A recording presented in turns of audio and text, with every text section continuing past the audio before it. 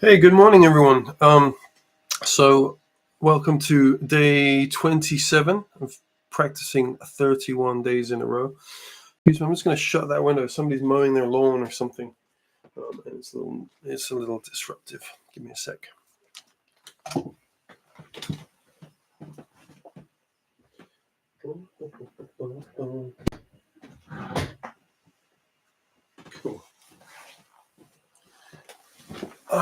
Right. So, this morning is a breakfast practice. So I have my coffee instead of beer. Well, it's Monday as well, so I'm not really I don't like to drink beer during the week because I've got stuff to do, like everyone. Anyway, coffee and breakfast and practicing. So I had I want to do a couple of shout outs here actually, off the bat. I had a great lesson last night with a guy called Tim Lurch. It was a masterclass put on by Luke Lewis, who is the CEO or owner or whatever of Guitar Vivo. Now, Guitar Vivo is a publishing company which publishes this, amongst other books. So this is the Martin Miller one that we're working through at the moment. And he also publishes Tim Lurch's books. Tim has 3 books. One of them is I forget the name of them. I have 2, and the new one just came out like literally today. So because it's my birthday on Friday, that's on my list for my wife or kids or whatever to buy me the new Tim Lurch book, which I think is called Melodic Blues Soloing or something like that. I haven't seen it yet, but it was a fantastic masterclass. Fairly sophisticated topic in terms of the ins and outs. So if you're not 100% up on your, well, not 100%, but if you're not up on your guitar theory, then it might have been a little bit tricky to follow. But it was really great in terms of the amount of stuff that Tim imparted in his lesson. So I guess I would urge you to check out Tim Lurch. Tim, obviously Tim. Lurch is Lerch.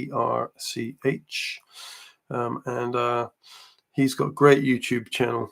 Check him out. And he's got fantastic stuff. So there's lots and lots of great things that he does on his YouTube channel that you should definitely have a look at. So with that said, I'm going to begin my morning breakfast practice with, obviously, my Pat Metheny warm-ups, which is not Guitar Vivo. This is Hal Leonard. Obviously, everyone knows Hal Leonard, right? They're the guys. Right. Metronome.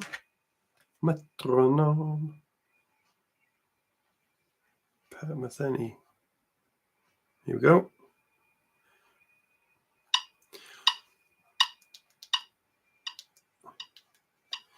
Don't need it that loud.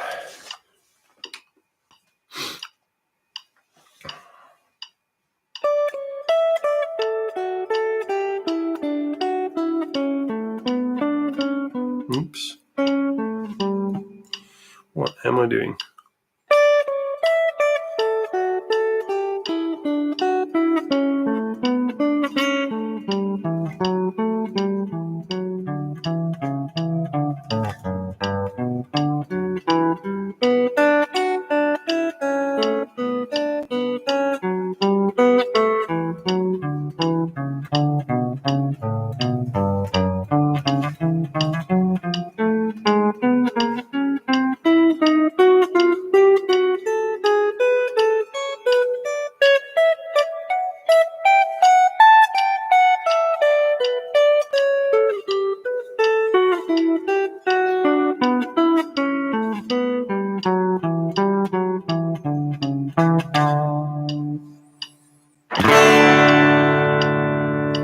That's pretty good. I'm going to do it again.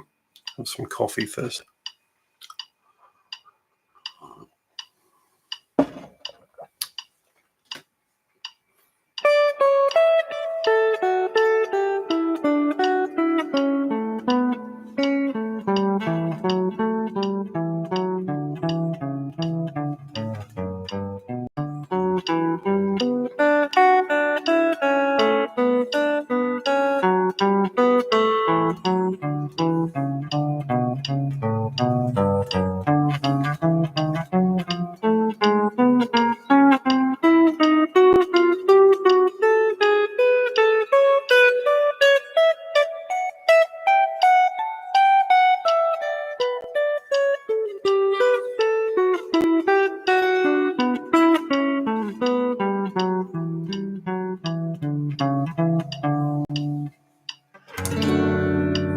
Nice.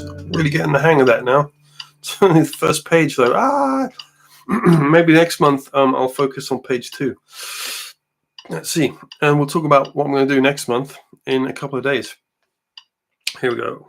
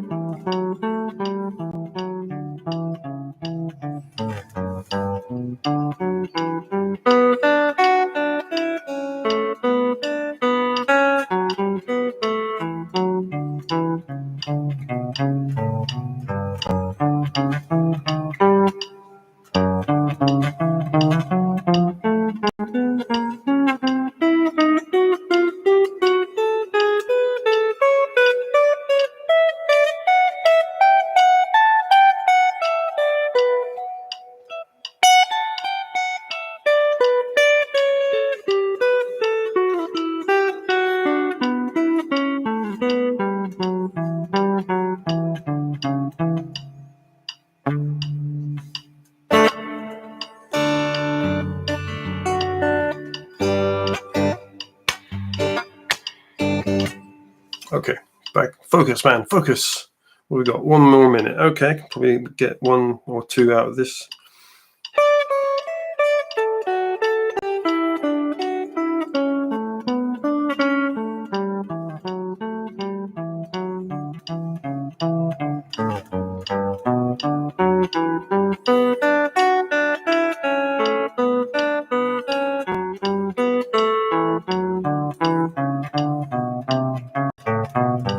Yikes.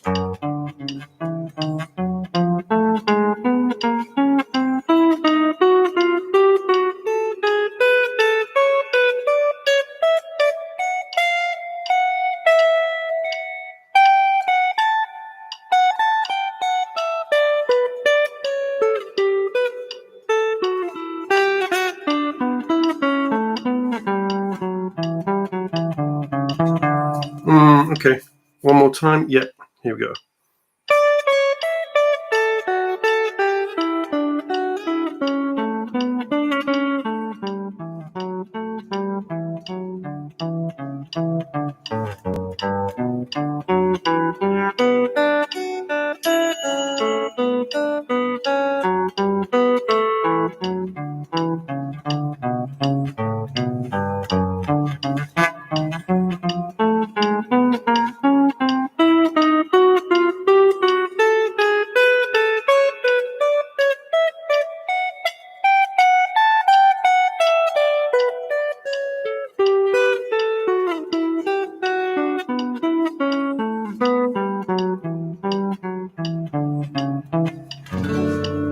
Cool. That was good. Yeah, that's starting to get nice, I think. What's next? Martin Miller, Guitar Vivo, people. Luke Lewis, Guitar Vivo, Martin Miller, Tim Lurch. So I'm going to dig out those Tim Lurch books, I think, for the next session. Not that I actually need this because I'm kind of like, memorized it. Yesterday I played the backing track. Today I'm just going to do the metronome. See how I feel, Okay. And coffee. Coffee helps.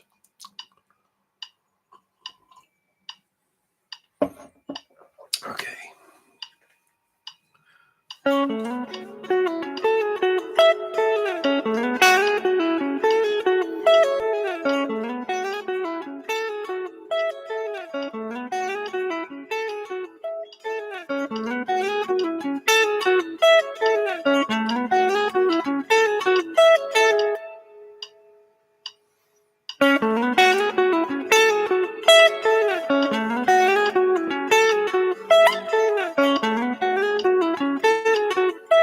Getting out of time.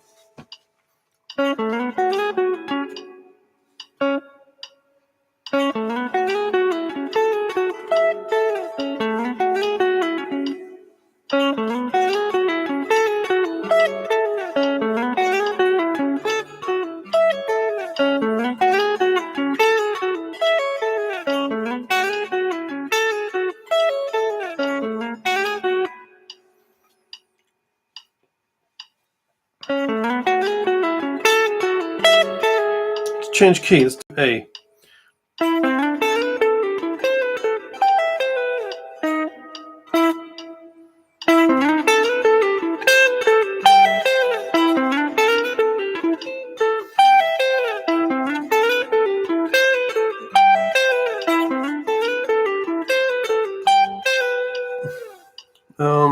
Bored of A already. Let's do key of C is something I've not played in. How does that work? Let's see. So yeah, okay, because there's essentially an open note. How am I going to do that? Okay.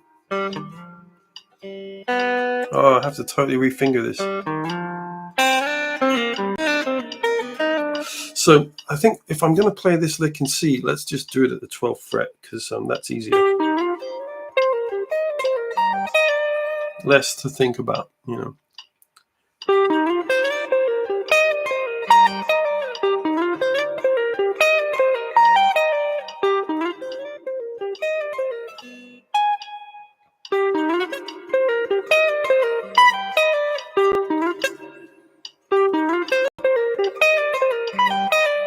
So as soon as I get into C sharp,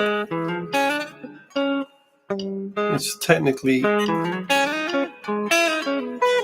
it's easy again, because you're back on the first fret. You don't have to deal with open notes. But I'm going to take it to D.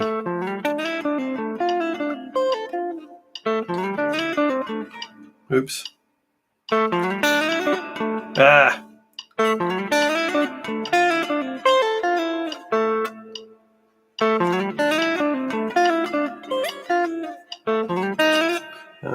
Dear. It started off well. I was doing great.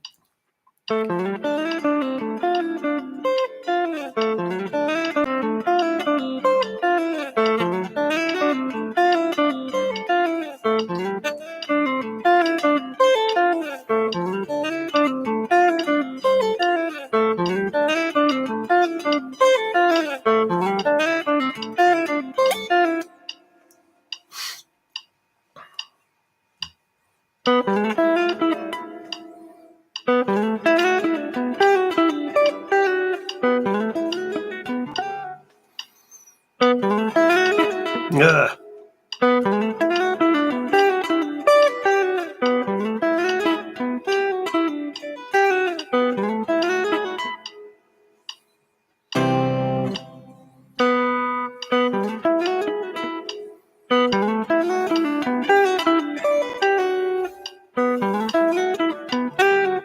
Do you know, it's funny, my whole it was going fine actually when I started off, in E or whatever I was playing in.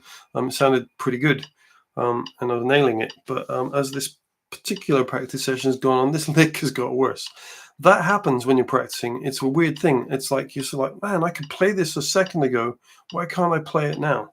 You know, don't worry. Just persevere. Tomorrow will be better. Cool. So that's my Martin Miller lick. I like that lick. When I first started actually on that one, I wasn't 100% convinced. What was I doing with chords? Joe Pass, obviously. Where's that book gone? I saw it earlier. Oh, it's over there. I need to go and get it. One second, I'll be right back.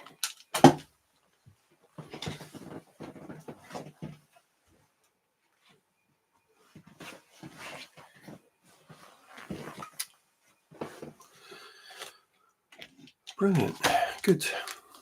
So, what am I doing with the Joe Pass thing?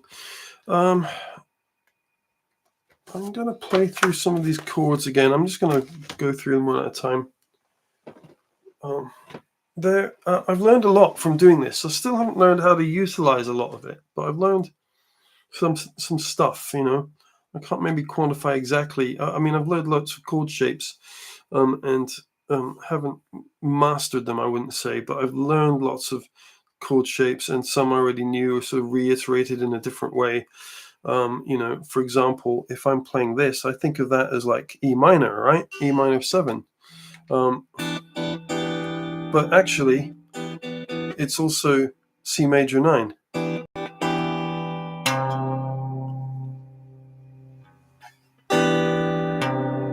Yeah.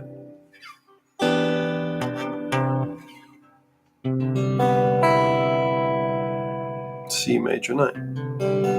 And that's one of the shapes actually that's in the Joe Pass thing. So what I'm going to do today with this is just play through the shapes and just get my fingers sort of familiar with them a bit more, and be happy with that. And then I think as I progress into next month's practicing and change things up every month, that's what this is about, is like pick some stuff you want to work on for a month, and improve it. And then next month, June 1st, I'm going to recreate a different practice routine, or parts of this will remain in. I usually swap stuff in and out. Anyway, let's do the chords. All right, so just play through them.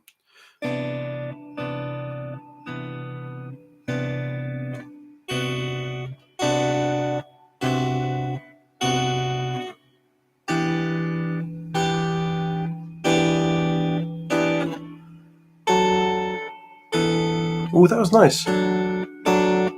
It's not right, but I like it. There you go. Accidental, happy accident or something. I really love that sound.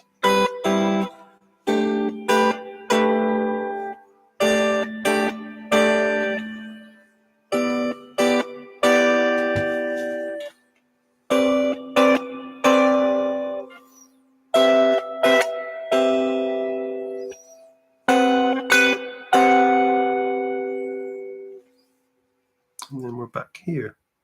Oh, yeah. That chord so much reminds me of something. I think it's Steve Vai. It's got the Lydian note in it, so that would make sense. But it's like that just directly sounds like something, one of the chords on one of his songs on one of the records. And of course, because his recording career is vast, I couldn't picture which one exactly. I don't know. I'll have to have a listen. I'll hear it. I'll be in the car, listen to Steve Vai, and I'll be like, that's that chord. Now I know what it is. When I hear it, I'll be like, oh, okay, that's like a major 9 with a sharp 11. There you go. That's why we practice. So if nothing else out of these chords, at least know what a major 9 sharp 11 sounds like when I hear one on a record. Where am I at? Okay. So then this.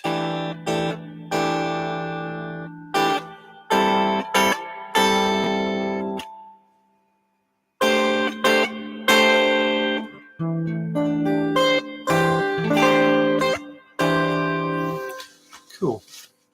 Next page. That's the first 15. This is a cool book, actually. And that's the same shape as the E minor 7, but this is it. Oh, yeah. So it's that, isn't it? It's kind of like.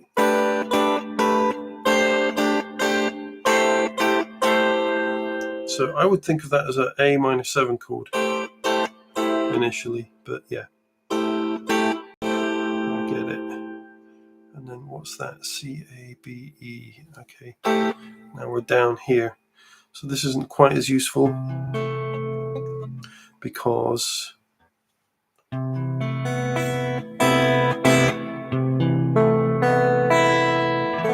that's an exotic sounding chord.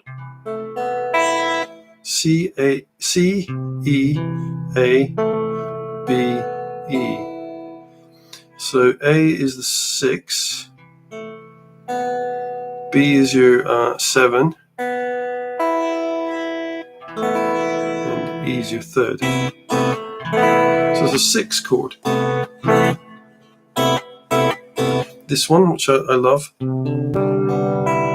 that's a major 9. I use that in all sorts of different ways. So if I'm playing it in F, for example, use that a lot, especially if I'm playing, jazzier stuff. But great chord voicing. And the thing that I think I've come to realize, and this is, of course, sorry, next one here, standard major 7, C major 7 chord. The thing I've come to realize in studying through this Joe Pass book is that Joe Pass himself said it, that he never plays anything that's hard. Now, of course, we scoff at such claims. If you've ever heard Joe Pass play, you know that he's one of the world's greatest guitar players. But I understand where he's coming from, because none of these chords are unplayable, If you check out, for example, some of the like Ted Green chord voicings, some of those are unplayable. It's like they're so stretchy that it's difficult, it's really difficult to play them. So it's the kind of thing that, if you're in a hurry trying to get from one chord to another, you're not going to choose that chord because it's really difficult to play. It's like, I can't think of any at the moment. Another guy who does that kind of stuff, but really, really, really, really well, is a player called Hristo Vichev. Hristo Vichev, Vitchev, Vichev, I think. Anyway, he also has a YouTube channel. Check him out. He's got some great lessons. He's a teacher and doing a lot of gigging and things out in California. He's based in San Jose, I think. San Jose, Bay Area. Let's just not be, Bay Area is fine. He's in the Bay Area. He's got some incredible chord voicings that I find very difficult to play because they're stretched out. Joe Pass doesn't do that. He's got some very compact shapes, which basically I can play everything on that page and the page before. So that's good, because I'm learning lots of different voicings that I can actually use, when I'm playing stuff. Anyway, what's next? Harmonic minor. What am I going to do with harmonic minor? I don't really feel like doing jam tracks today, and that's the thing about practicing. Go with how you feel. It doesn't have to be difficult. I mean, I think be structured in terms of your material. Don't like go and do harmonic minor one day and then the next day jump to something totally random. That's not really going to help you, I don't think. If it's something that you're interested in learning, then add that in as an extra block, if it's a different thing. But stay focused on what you're doing. But, be flexible within how you practice it. Do you want to do it with just a metronome, without a metronome? I don't really like to practice without some kind of pulse. But, that's, you can do that as well. Because if you don't have a metronome on, and this is one of the points Tim Lurch brought up last night in his masterclass, is that you can stop, if you're not playing with a backing track, for example, you can stop and work on a specific bit that you need to work on. So, if you've got a backing track battering away in the background, then, the chords are going to change and what you're trying to do isn't going to sound right anyway. So there's an element of that in there. Anyway, let's do the harmonic minor scale. I'm going to be really lazy. How many days left have I got? 5. Okay, and I've got 5 scale shapes. I'm going to do 1 per day, starting with number 1, which obviously is the one I know quite well. That's okay. It's just, reiterating or reviewing, whatever. 1, 2, 3, 4. So in A, let's be very lazy. A is a good key.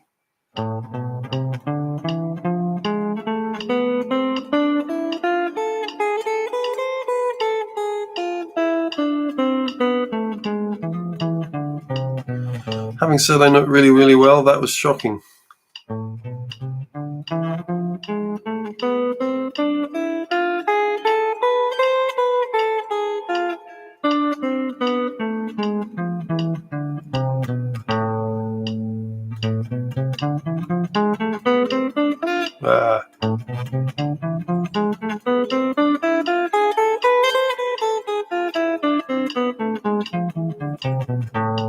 Not bad.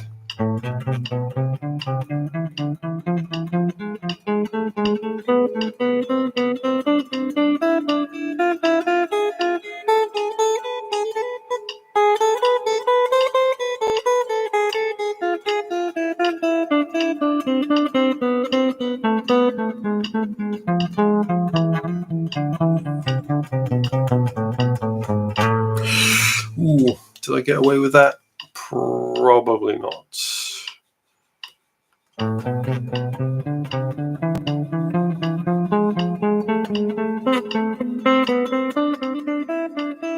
No.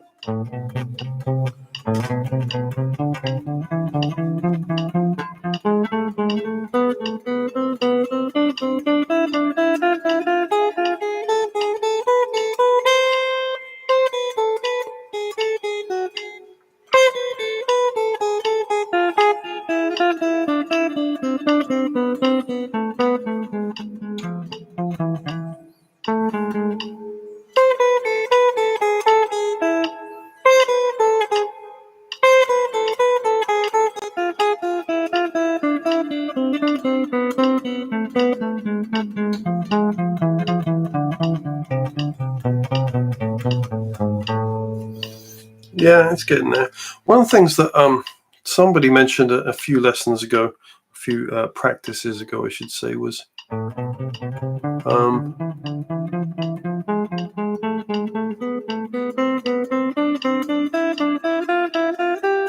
heavy metal. Okay, cool.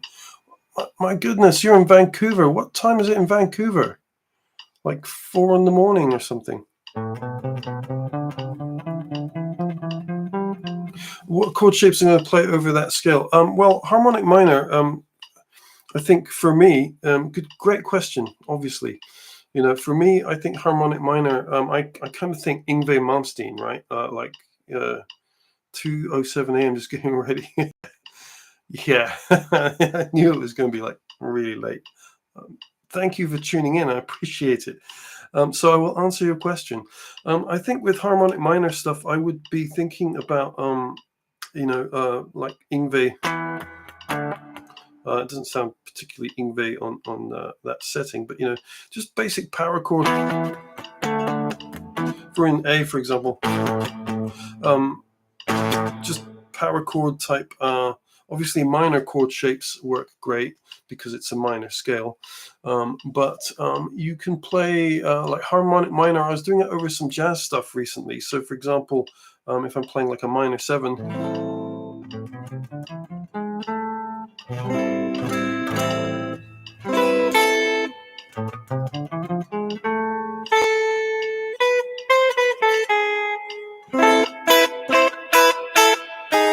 Ooh, sorry, that was my bad harmonization, but you get the idea. So you can do it over minor 7 type chords or minor chords, and then of course the harmonic minor scale is one of the main types of scales that gets played in what do you call it, like Baroque rock or whatever, Yngwie Malmsteen style kind of stuff. It's very, very popular for that kind of thing. It sounds great.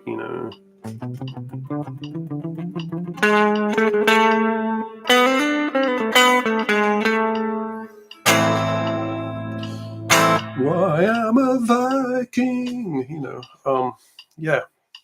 So think heavy metal shredding gods for harmonic minor. Very, very useful scale. And as I say, it's the other thing. I'm going to stop my metronome there. The other thing is that you can substitute it for a regular minor scale. So, for example, if you're playing like over any minor type progression or chord, you can play obviously just a minor scale. So if I'm playing A minor, right? That's just a regular minor scale. You can substitute harmonic minor over that. You can also do Dorian. So lots of different things that you can substitute use the harmonic minor scale over. Just think of it as like one of the best bits of advice I ever got about like improvising, playing guitar, all that kind of thing was like literally think about things as major and minor. And I think this is the Joe Pass kind of philosophy as well, having like studied a bit of his stuff. Think of it as just major and minor. So it doesn't matter if it's like a harmonic minor, a Dorian minor, regular Aeolian minor or minor scale pentatonic minor, right? So let's introduce the pentatonic minor, the one everyone knows and loves, the blues scale.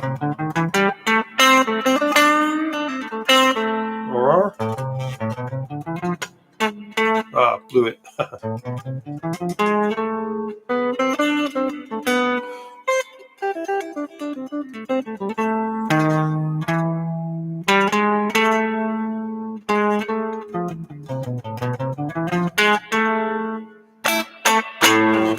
Cool. Okay, enough harmonic minor. I hope that answered the question in a rambling kind of way. Arpeggios.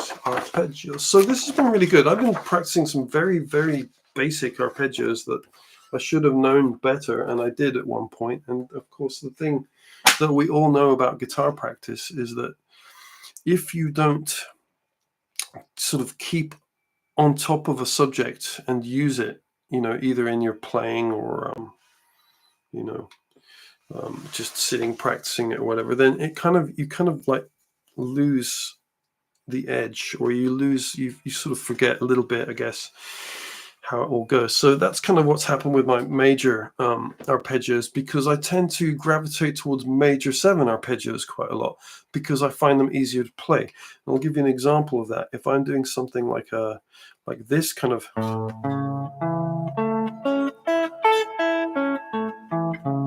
there's my major arpeggio, the one that we're working on at the moment. If I'm doing that as a major 7,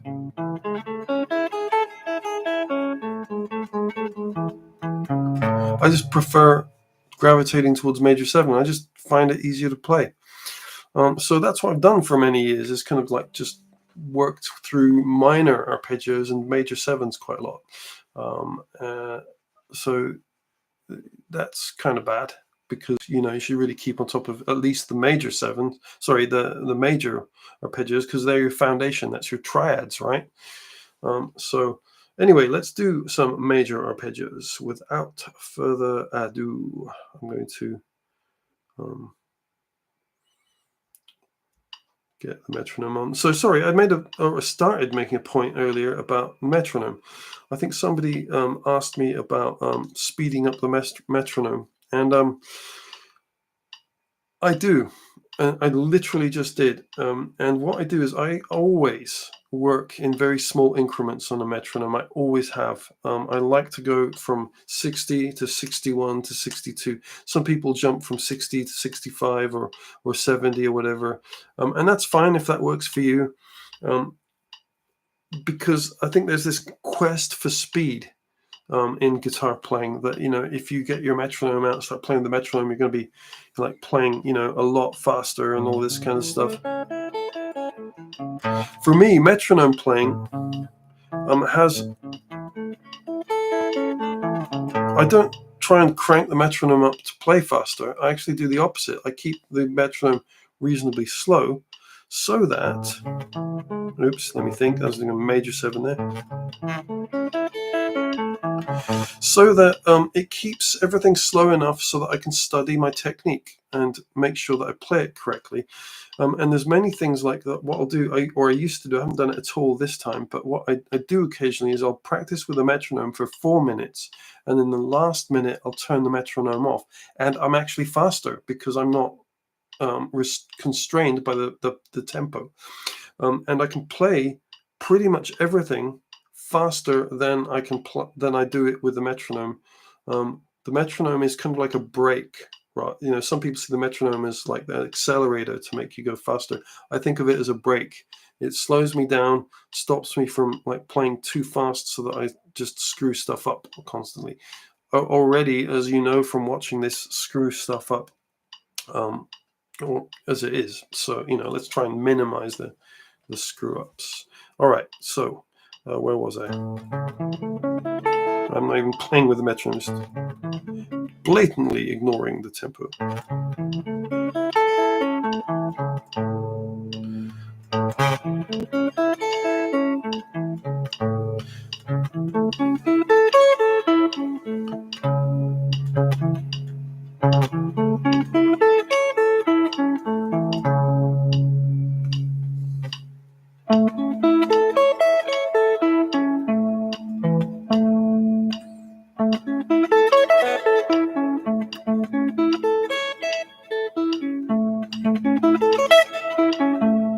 That one I can play reasonably fast. It's an easy shape. What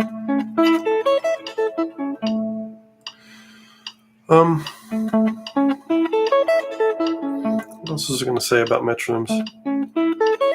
Oh yeah.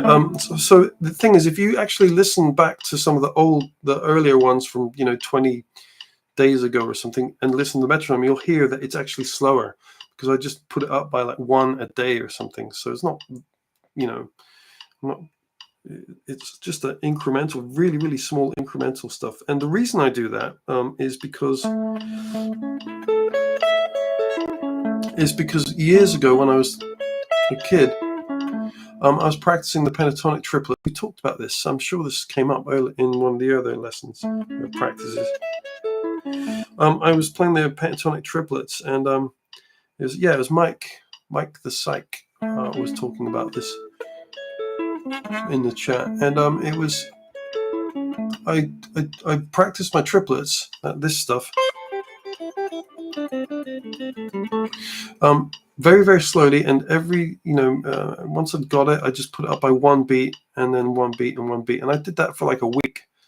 I was practicing it for 15 minutes a day or something. I don't remember. It was years ago, decades ago, and so what happened was that I didn't notice that it was getting faster, and then one day I actually turned the metronome back down, and I couldn't believe, like, to 60 or something, or 80. I don't remember. I got it from like 60 all the way up to 100 and something, 180 or something, and I turned it down to like 120. I don't even remember. I'm just making figures up here. But at some point I turned it right down again, and I was like, whoa, this is so slow. And I didn't even realize that everything was just speeding up naturally, because if you just do it in one at a time, it just is imperceptible.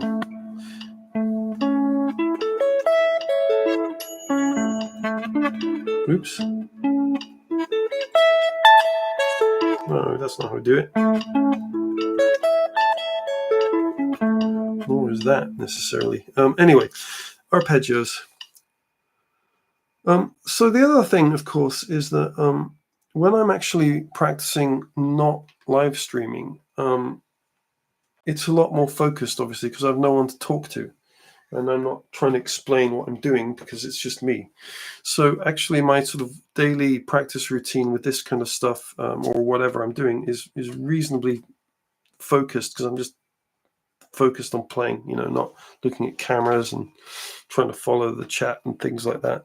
But this is really fun. This is a great way to practice. At the very start I said, find a way to practice that you enjoy, and I actually really enjoy this. I was very nervous when it first kicked off, because you don't know how people are going to react.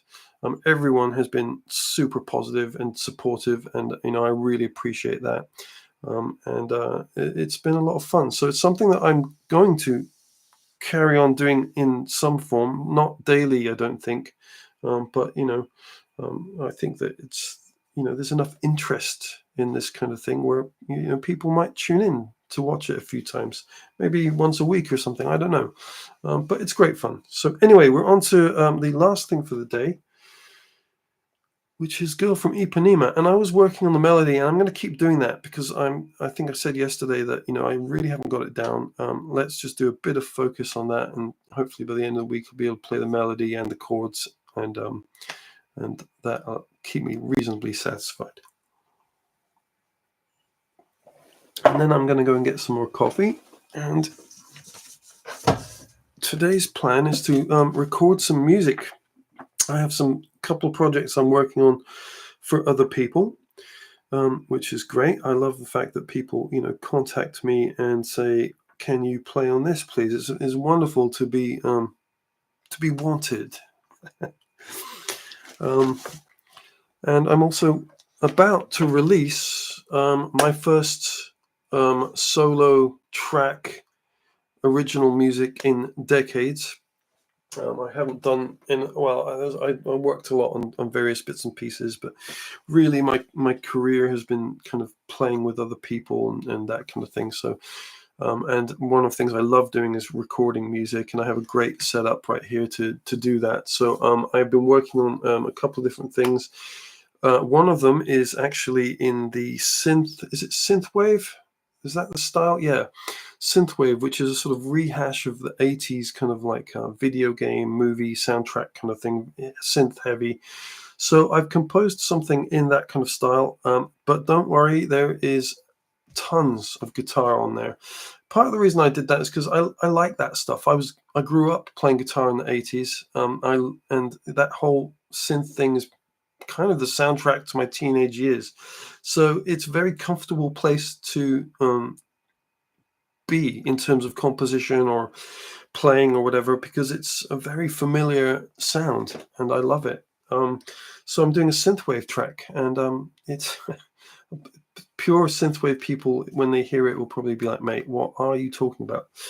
But it's composition, it's creativity, and it's coming from me, and it is what it is. So I'm not going to apologize for that, because I like it, and my playing on it is pretty good.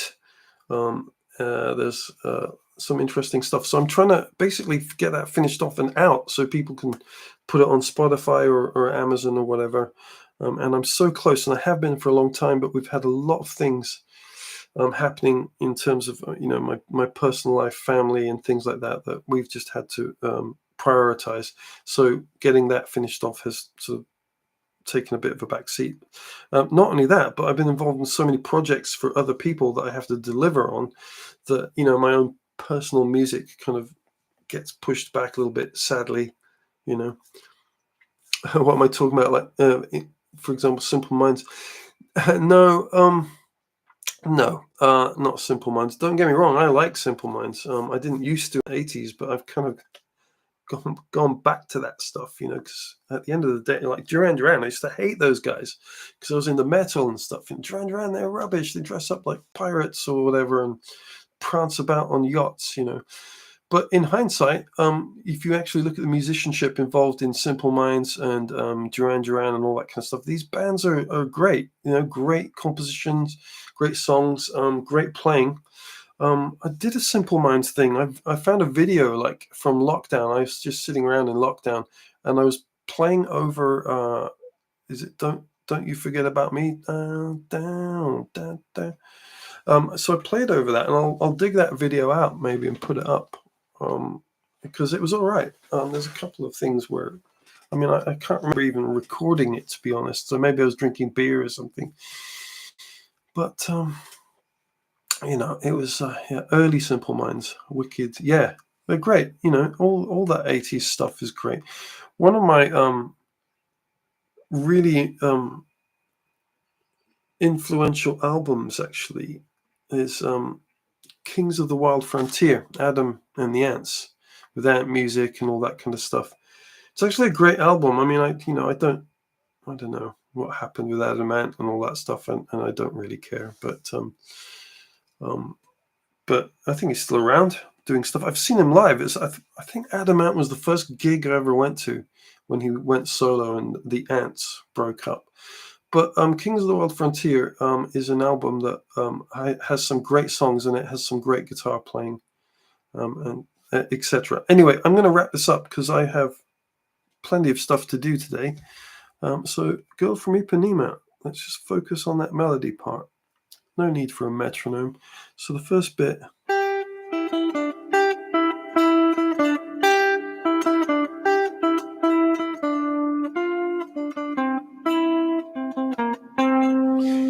Do that again because it repeats.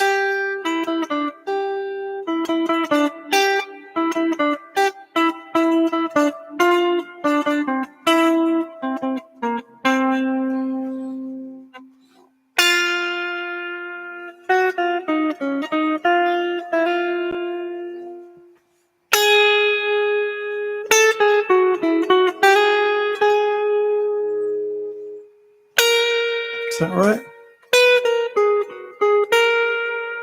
Is it A flat, or am I imagining that? I might be imagining that. There's certainly an A there.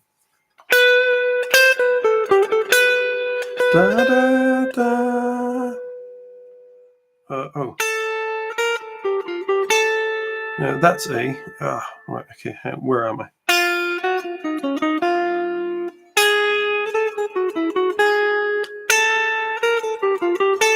Is that what it's doing? Da, da, da, da. That's F, that's fine. And then, da, which is G sharp, yeah. And then, da, da, da, da, da, da. Hang on.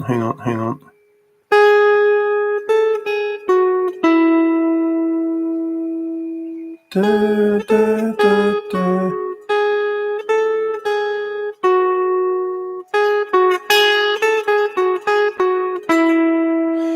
Okay, right, so that's now on E, which is, yeah.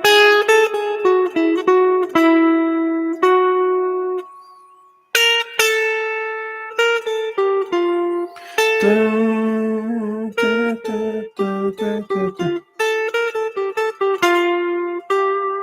Yeah, okay, right. Da, da, da, da, da, da.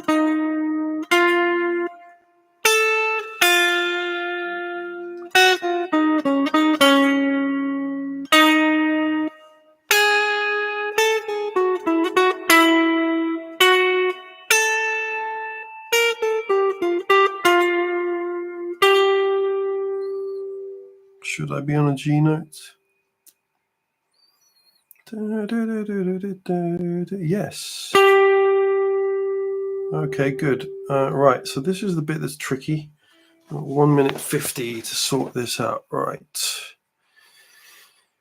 And of course, it's not tab, it's little black dots, right? So I'm going to do double the thinking. So we've got an A, we've got B flat.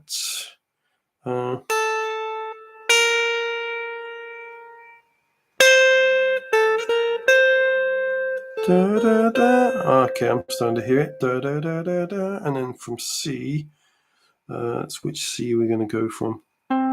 Yeah.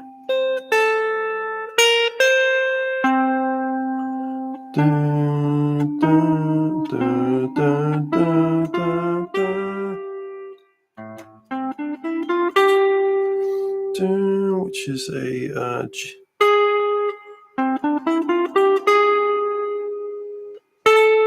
Okay.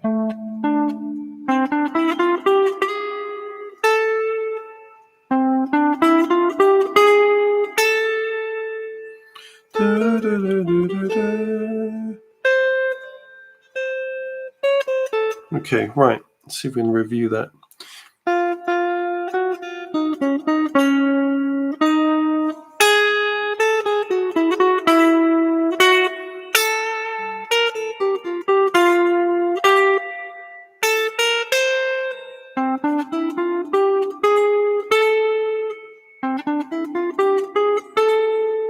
That's it, or at least what's written. And